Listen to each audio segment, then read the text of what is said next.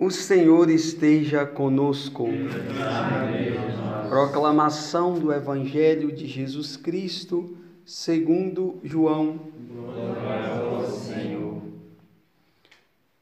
Tomé, chamado Dídimo, que era um dos 12, não estava com eles quando Jesus veio. Os outros discípulos contaram-lhe depois: vimos o Senhor. Mas Tomé disse-lhes: se eu não vi a marca dos pregos em suas mãos, e não puser o dedo nas marcas dos pregos, e não puser a mão no seu lado, não acreditarei. 8 dias depois, encontravam-se os discípulos novamente reunidos em casa, e Tomé estava com eles. Estando fechadas as portas, Jesus entrou, pôs-se no meio deles e disse: a paz esteja convosco. Depois disse a Tomé: põe o teu dedo aqui e olha as minhas mãos. Estende a tua mão e coloca no meu lado, e não sejas incrédulo, mas fiel. Tomé respondeu: meu Senhor e meu Deus. Jesus disse: acreditastes porque vistes. Bem-aventurado os que creram sem ter visto. Palavras da salvação. Glória a vós, Senhor. Louvado seja nosso Senhor Jesus Cristo. Então, queridos irmãos e irmãs, como é de costume, a gente sempre começa essa reflexão dizendo e lembrando, até como uma forma de fixar na cabeça, na memória, a importância que se tem de ler as Sagradas Escrituras. As Sagradas Escrituras, ela é a fonte primária, ela é a fonte primária de salvação. Porque quando eu digo primária, eu estou falando do prólogo de São João, no primeiro capítulo, onde fala que no início tudo era a palavra, e tudo se fez por meio da palavra. E depois a palavra se fez carne e habitou no nosso meio. A figura, a pessoa de Jesus, é a palavra encarnada. Ela não deixou de ser palavra, mas agora é uma palavra encarnada. É como se Deus dissesse para nós, eu preciso que vocês hajam e não só falem. A palavra, quando ela não vem acompanhada de ação, é uma palavra morta, é letra, mata. A palavra, quando ela não vem acompanhada de um testemunho, ela fica vazia, ela fica no ar, não tem significado e nem importância. Agora, quando a palavra ela vem acompanhada do testemunho, quando ela vem acompanhada da ação, que traz realmente o contexto do crer naquilo que eu falo, ela se torna uma ferramenta poderosa de cura e de libertação. Glória a Deus. Então, ela é realmente um instrumento primário de qualquer cura e libertação. Muitas pessoas que já passaram por aqui ficaram curadas, extremamente curadas, exclusivamente por conta da palavra que nós anunciamos diariamente. Não pense vocês que talvez, a gente celebra a palavra todo dia porque nós não temos o que fazer, porque tem que ter alguma coisa. Não, a palavra é celebrada todo dia porque quem fundou esta obra, quem está à frente dessa obra, acredita plenamente que esta palavra tem poder de dividir e separar, a medula óssea, separar o que é bom do que é mal. A palavra que esclarece a nossa mente, a palavra que ilumina a nossa mente, para que a gente possa, através da razão, distinguir o que é bom e o que é mal. E uma vez distinguindo o que é bom e o que é mal, eu tenho a capacidade de querer ou não o mal ou o bem. É assim que acontece. Não pensem vocês que a decisão de escolher entre o bem e o mal é de Deus. Não, não é de Deus. Isso aí vocês podem tirar o cavalinho da chuva, pode tirar o carneiro da chuva, pode tirar o pato da chuva, pode tirar o boi da chuva, pode tirar a juarez da chuva, pode tirar quem quiser. Pode tirar quem quiser da chuva. Porque a ação de não querer e de querer é minha, é sua. Deus, a palavra de Deus fala que o preguiçoso, ele não entra no reino do céu. Quem é o preguiçoso? Sabe quem é o preguiçoso? Aquele que fica esperando, aquele que não age, aquele que acredita que tudo vai vir na mão. Esse é o preguiçoso. O preguiçoso é esse. E a palavra diz que o preguiçoso não entrará no reino do céu. Por que a palavra está dizendo isso? Exatamente por conta deste contexto que eu vos falo agora. Exatamente porque quem age por meio da palavra vai ser sempre a gente. Então, primeiro eu escuto, primeiro eu me coloco no ambiente aonde eu vou escutar. Depois eu escuto. E ao escutar esta palavra, eu guardo no coração. Preste atenção na sequência para que vocês não fiquem enganados. Eu guardo esta palavra no coração. Guardar a palavra no coração significa o quê? Eu vou meditá-la. Eu vou meditá-la. Eu vou colocar no meu coração e meditar. E a partir daquela meditação, eu ganho de fato durante o dia, durante o percurso da minha vida, eu ganho a possibilidade, eu ganho a probabilidade grande, uma probabilidade grande de aplicar esta palavra no meu dia a dia e dar testemunho que ela realmente é verdade. Olha, quando a palavra fala isso, é verdade. Sabe por quê? Porque aconteceu comigo um fato, eu apliquei aquela palavra e ela fez um efeito poderoso na minha vida.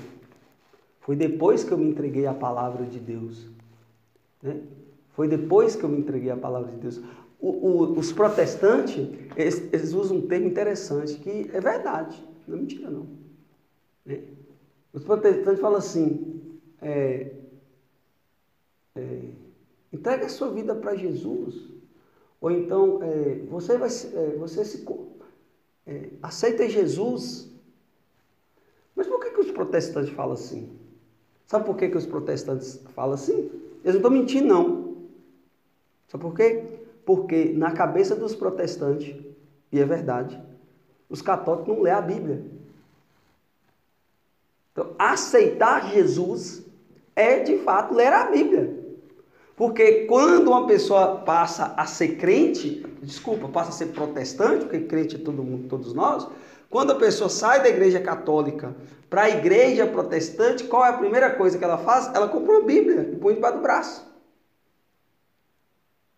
E aí agora ela se julga conhecer Jesus. Por quê? Por conta da palavra que orienta ela. Então, eu, por exemplo, não precisei virar protestante para conhecer Jesus. Por quê? Porque Jesus está na igreja católica por meio da palavra, presta atenção, do sacramento, do povo reunido e do sacerdote. 4 coisas que Jesus manifesta poderosamente dentro da igreja. Então, lá na igreja protestante, somente a palavra. Olha que diferença. Somente a palavra. Por isso que nós estudamos, e a partir dos estudos a gente aprende que a verdadeira igreja é somente católica. Por conta disso. Porque a plenitude da verdade, a verdade total, está somente na Igreja Católica Apostólica Romana. Porque dela vem a tradição da igreja por meio dos apóstolos, o magistério da igreja por meio dos apóstolos, né? Por meio dela vem as Sagradas Escrituras, que se hoje nós temos ela muito bem organizada, as Sagradas Escrituras, se nós temos ela muito bem organizada, é graças à Igreja Católica. Porque antes não existia protestante. Protestante foi depois de Lutero para cá. 1500 e pouco. Entendeu? Então não existia. Então foi uma divisão, né? E quem é que provoca a divisão? Satanás. Satanás que provoca a divisão, né? Então nós precisamos ter consciência e ter uma consciência plena. E a gente só vai ter essa consciência se a gente ler as Sagradas Escrituras, né? Por isso eu faço questão de todos os dias pela manhã, antes de começar a reflexão, eu dar ênfase à importância que tem de se ler, escutar e pôr em prática a palavra de Deus, né? A palavra de Deus. Hoje nós estamos comemorando a festa de São Tomé Apóstolo, que é o símbolo, ficou conhecido como o apóstolo incrédulo, né? O apóstolo incrédulo. Mas na incredulidade de Tomé, nós ficamos realmente impressionados com este Cristo que veio para todos, porque a incredulidade também representa a vida dos pagãos. A vida dos pagãos. Porque pagão é aquele, quem é o pagão? Pagão é aquele que não exerce na prática a palavra de Deus. Antigamente, a gente tinha o costume de falar que pagão era aquele que não era batizado, né? Assim, amadurecendo este conceito, lógico, nós podemos dizer que toda pessoa que não é batizada é pagão, né? Hoje não se sabe mais se esse conceito de pagão realmente ele prevalece. Por quê? Pagão mesmo, no conceito original, pagão é aquele que não realmente coloca em prática a palavra de Deus. Não adianta ser só batizado. Então eu sou batizado, eu me tornei filho de Deus, mas eu vivo como pagão. Então assim não adianta nada. Você ser batizado, vir à igreja, você participar do culto, você participa da celebração da palavra, da Santa Missa, você talvez até pode ser que confesse, tenha uma vida sacramental, mas na prática a sua vida é pagã. Na prática, você não crê no que você vive, você não crê no que você fala. Não, eu sou católico, mas quem é o católico? Quem é o católico, meus irmãos? O católico é aquele que põe em prática a palavra de Deus, ponto final. Não vem com história não. O católico é aquele que põe em prática a palavra de Deus.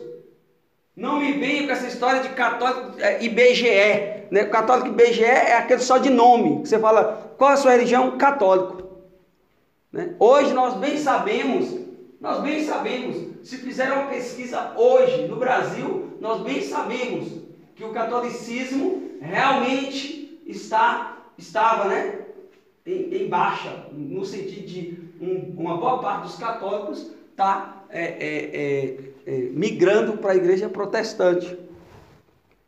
Mas por que eles estão fazendo isso? Por falta de conhecimento, por falta de acompanhamento, por falta de catequese, por falta de conhecer o poder e a glória que essa igreja tem, deixada pelos apóstolos, né? Tanto é que a gente vê hoje na figura de Tomé essa incredulidade, e mesmo na incredulidade, Deus insiste em se revelar para os incrédulos. Deus vê a vida do incrédulo, tanto é que quando Tomé disse para os seus amigos, seus apóstolos, né, os apóstolos, quando Tomé disse assim, eu só acredito se eu ver, eu só acredito se eu tocar no seu lado e ver as suas chagas. Olha aí o que é que acontece quando Jesus aparece 8 dias depois, segundo o nosso irmão João, 8 dias depois, Jesus aparece, no outro domingo Jesus aparece, Tomé está no meio, e o que Jesus fala? Jesus fala assim, veja as minhas mãos aqui, Tomé, e toca do meu lado. Mas vem cá, eu pergunto para vocês, aonde que Jesus estava que ele ouviu Tomé falando isso? Se quando Tomé falou isso, ele estava só com os apóstolos, sozinho lá.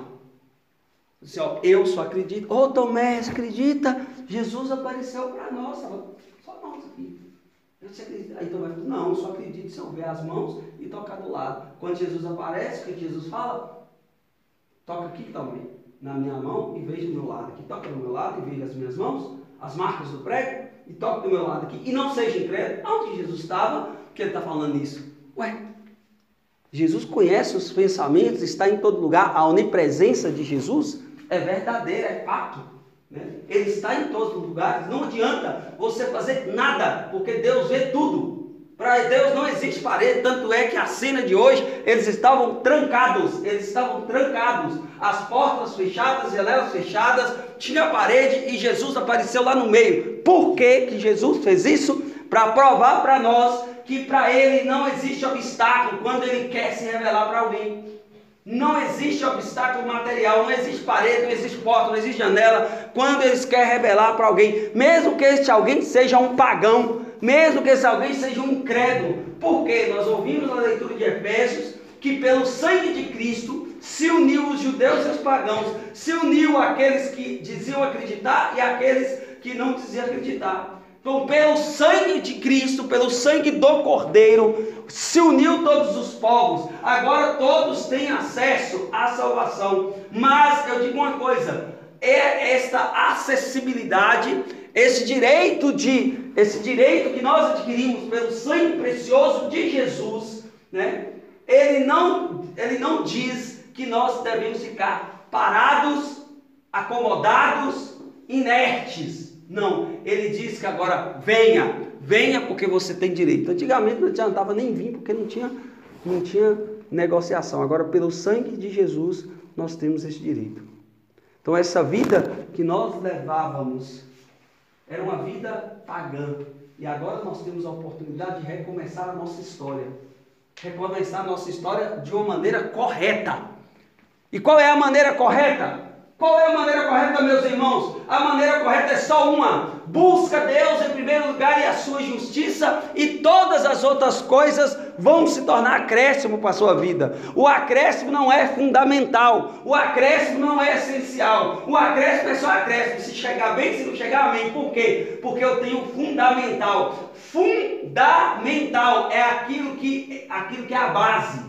O fundamental é aquilo que é a base, afunda, aquilo que segura, aquilo que sustenta, aquilo que dá equilíbrio, aquilo que verdadeiramente põe em pé as coisas. Fundamental. O que é fundamental? Jesus Cristo, filho de Davi. Né? O fundamental não é seu filho, não é sua esposa, o fundamental não é seu trabalho, o fundamental não é pai e mãe, o fundamental não é posses, não é bens materiais. O fundamental sempre será Jesus Cristo, filho de Davi. Enquanto as pessoas não colocar Jesus Cristo como fundamental na vida delas, elas irão sofrer, elas irão perecer, elas irão ficar tristes, abatidas, e diante de qualquer circunstância, a primeira coisa que as pessoas pensam é que a vida não tem mais sentido, e aí elas começam a querer desistir de viver. Não, meus irmãos, se nós colocarmos Jesus Cristo como fundamental, mesmo depois de não acreditar, mesmo depois de no primeiro momento da nossa vida, nós duvidarmos da presença dele, nós negarmos ele,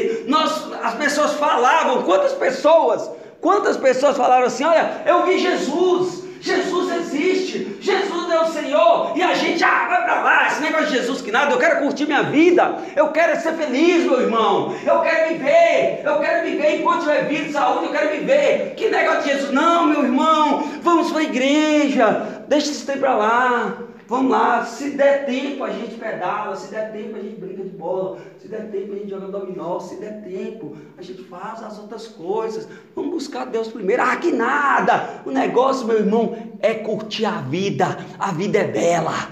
A vida é bela. A vida é bela.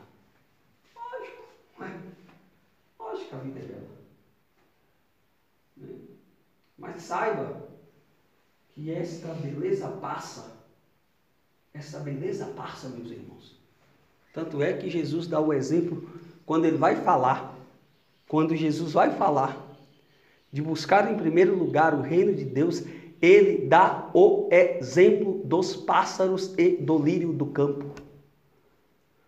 O lírio do campo, ele é tão lindo, tão maravilhoso, que nem Salomão, na sua beleza, se vestiu como ele. De tão belo que o lírio do campo é. Inclusive, eu acho que nós devemos comprar uns lírios para plantar aqui, para a gente poder ver realmente essa beleza. Plantar lírios para a gente olhar, rapaz, que beleza. E Jesus diz assim, olha, tá vendo essa beleza aí? Esta beleza hoje está linda, amanhã murcha e seca. Amanhã murcha e seca. O que é que Jesus está querendo dizer? Passa. Essa beleza passa. Agora, a beleza interior, a beleza que a gente encontra na presença de Deus, essa sim, essa não passa.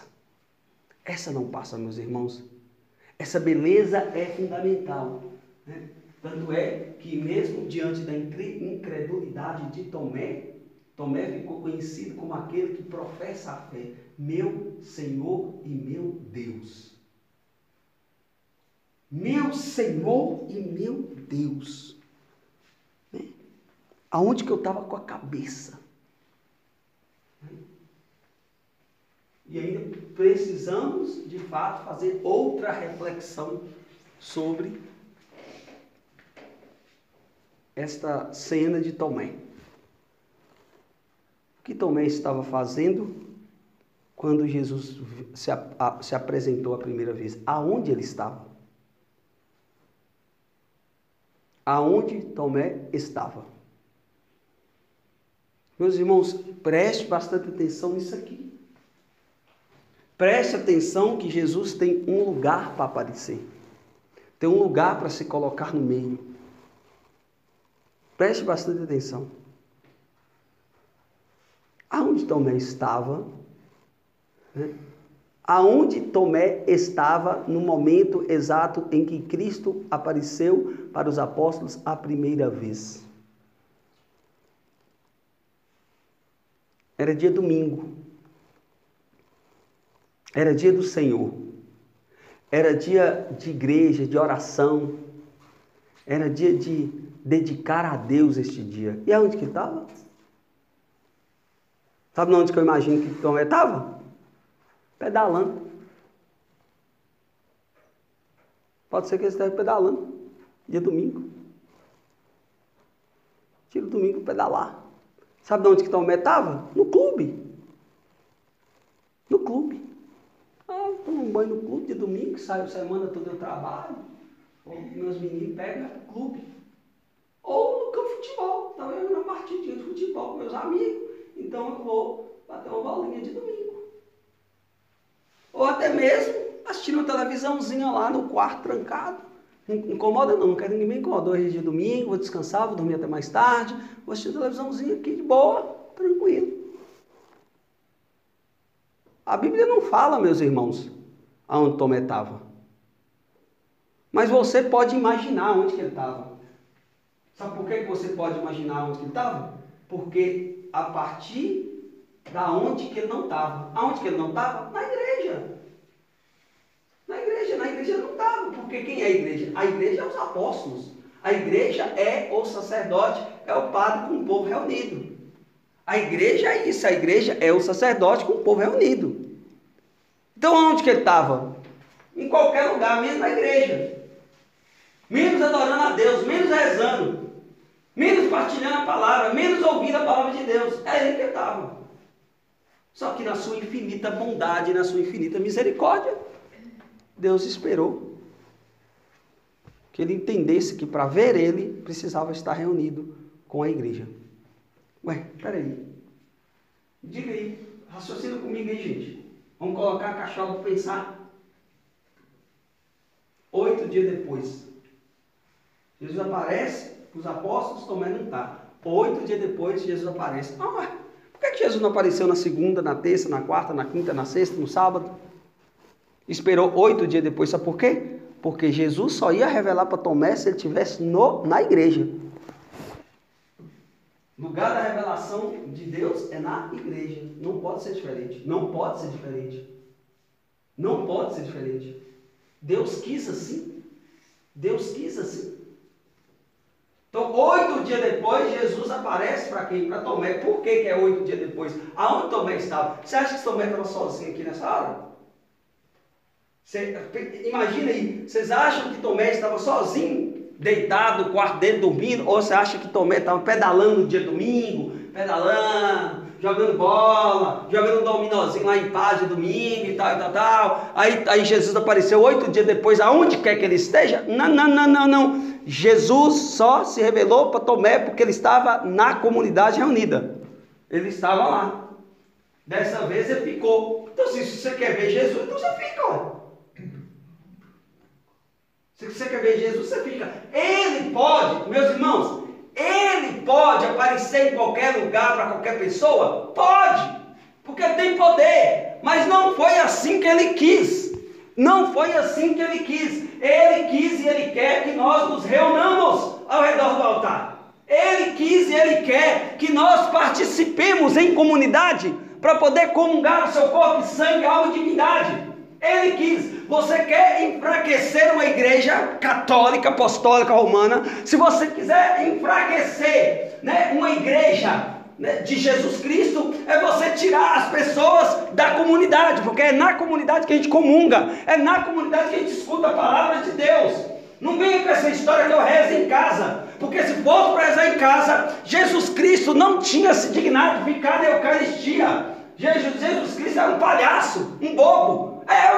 Se fosse assim, eu rezo em casa. Não. O negócio de rezar em casa, isso é coisa de pagão. Isso é coisa de preguiçoso.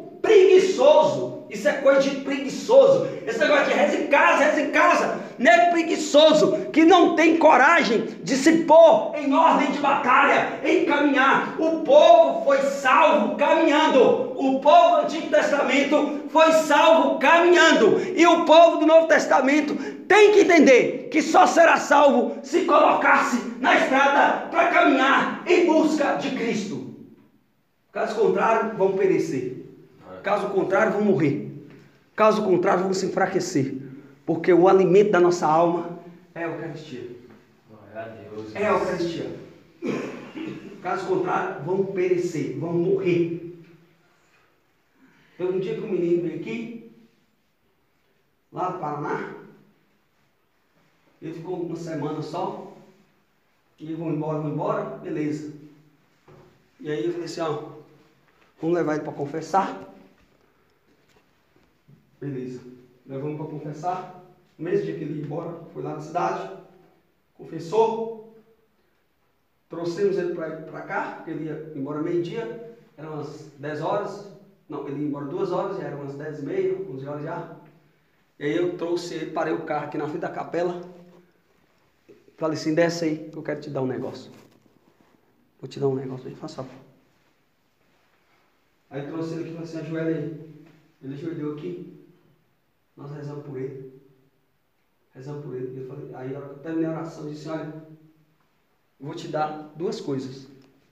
Se você usar elas durante a sua vida nunca mais será a mesma. Eu tenho certeza absoluta que a sua vida vai voltar a ter dignidade. Abri o sacrário, dei a Eucaristia, enfiei a mão no bolso e dei um texto para ele. Coloque a sua mão no texto e a sua boca na Eucaristia. Eu tenho certeza que a sua vida nunca mais será a mesma. Sabe por quê? Porque foi assim comigo. Foi assim com a minha vida. Há 18 anos atrás eu conheci Jesus, e não esse Jesus que os crentes falam, que está só na palavra. Eu conheci Jesus no sacramento da igreja. Na poderosa igreja católica, aonde me oferece todos os sacramentos. Aonde eu posso tocar, e não só tocar, mas pôr Cristo na boca. E me alimentar.